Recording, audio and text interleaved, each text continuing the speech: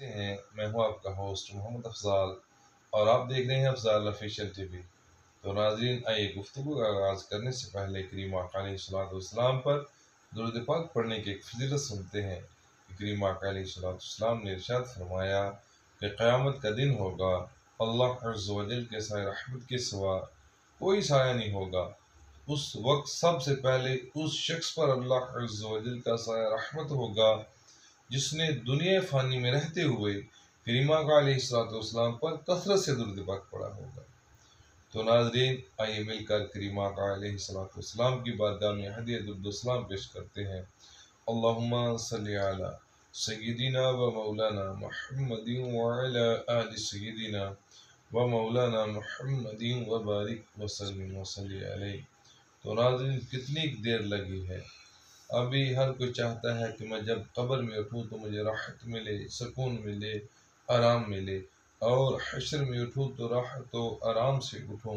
तो क्यों ना हम अपनी ज़िंदगी का ये मामूल बना लें कि करीम आका अलैहिस्सलाम पर कसरत से दुरूद पाक पढ़ते रहा करें।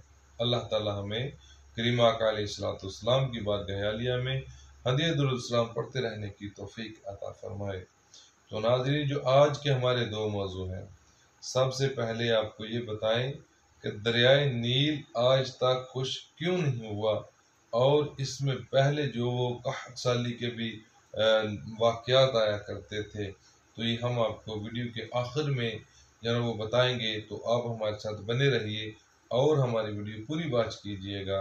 और पहला जो मौजू है वो ये है कि जनाब उमर फ़ारूक रज़ी अल्लाह ताला अन्हु की शान मुबारक और अदल इंसाफ के जिन्हें देखकर गैर मुस्लिम मुशर्रफ इस्लाम हुए।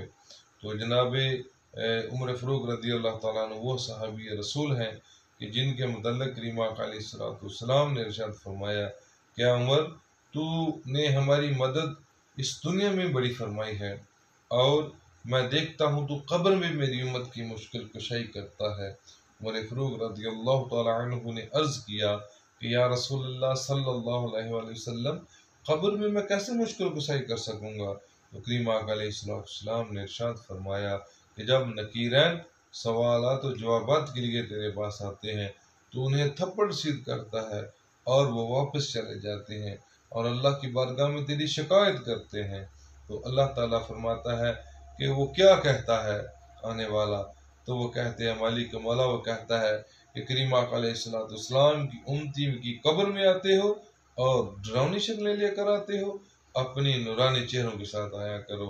अल्लाह फरमाता है जैसा मेरे महबूब का उम्मती उमर कहता है, आइंदा के बाद तुम नूरानी चेहरों के साथ ही जाया करना। तो करीम आका अलैहिस्सलाम की वो सहाबी हैं जिनकी शान बाला से बाला है।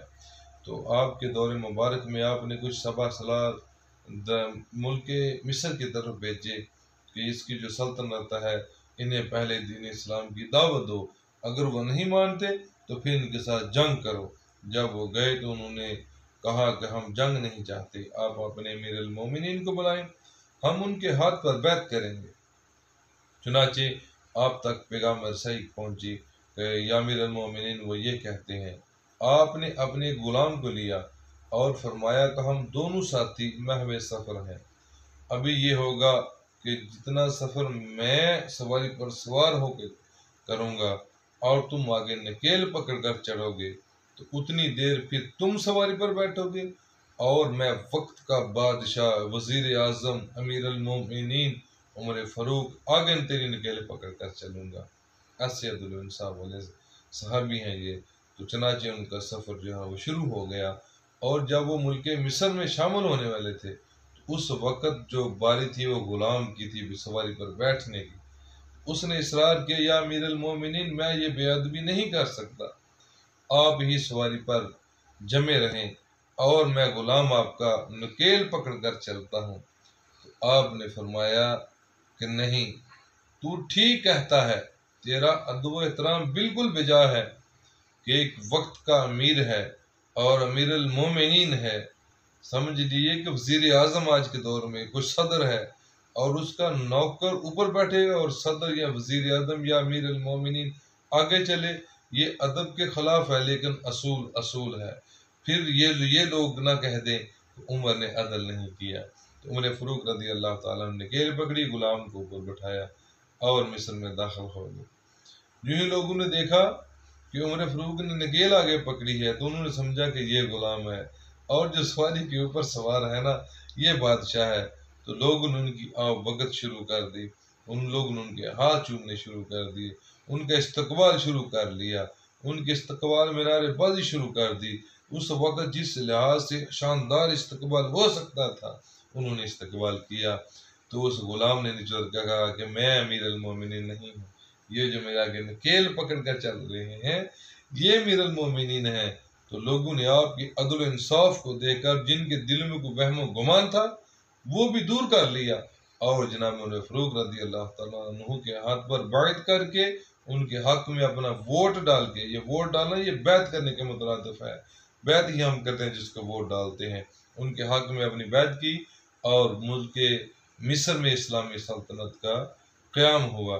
یہ جو ہی چل بسا یہ قیام، تو دریا نیل میں آپ کو بتانے لگے ہیں اس میں جو ہے نا وہ آیتا سوکھا کیوں نہیں، دریائے نیل سوکھ جاتا تھا، پھر کرتے کیا تھے، ایک کنواری عورت کو لیتے اور اسے ذبح کرتے، اس کی بلی چڑھاتے، تو پھر وہ جو ہے نا وہ دریائے نیل میں پانی آ جاتا۔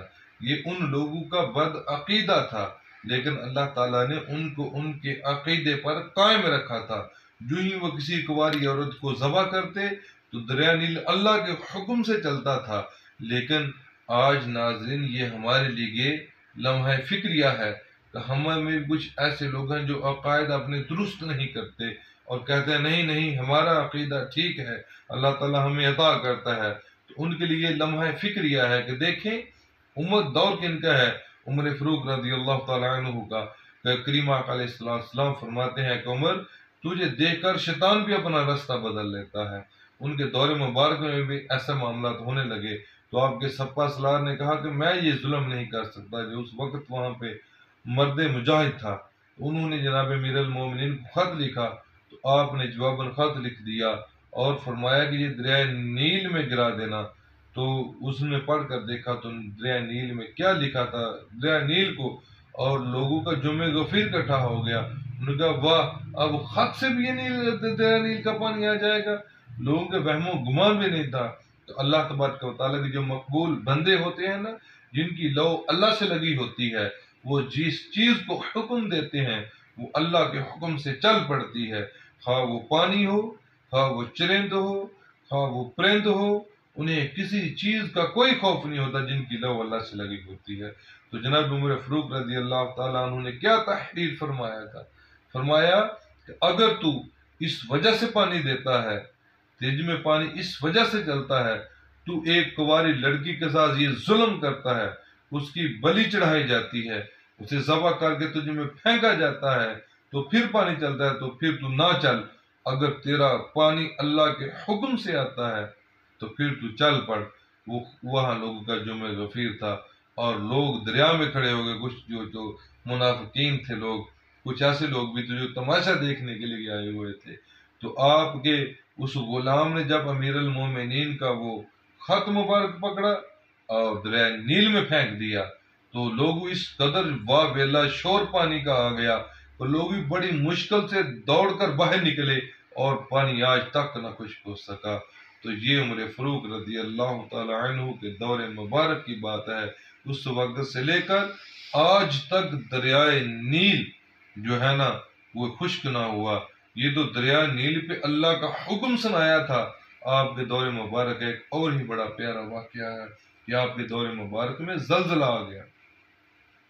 جناب عمر فاروق رضی اللہ تعالی عنہ کے دور مبارک میں آپ کا دور خلافت چل رہا تھا اور زلزلہ آ گیا، تو آپ نے زمین پر اپنا دو روایت آتی ہیں، ایک میں آتا ہے کہ دھرا مارا اور ایک روایت میں آتا ہے کہ اپنے پاؤں کی ایڑی ماری اور فرمایا کیا عمر تجھ پر عدل نہیں کرتا جو حرکت کرتی ہے زمین؟